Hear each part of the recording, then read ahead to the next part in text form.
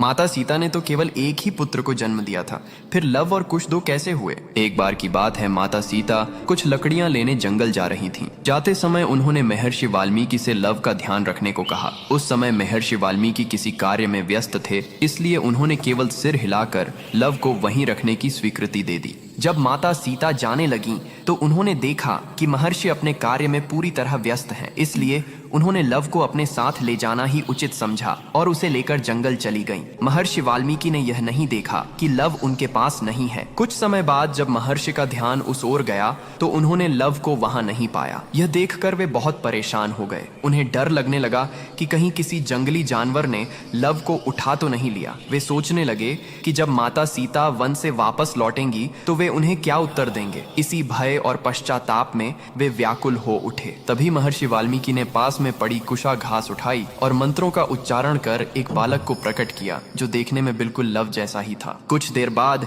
जब माता सीता वन से लौट कर आईं, तो महर्षि ने देखा कि उनके हाथ में लव पहले से ही मौजूद है। यह देखकर वे आश्चर्यचकित रह गए, लेकिन माता सीता उस दूसरे बालक को देखकर अत्यंत प्रसन्न हुई, क्योंकि वह बालक कुशा से उत्पन्न हुआ था, इसलिए उसका नाम कुश रखा गया।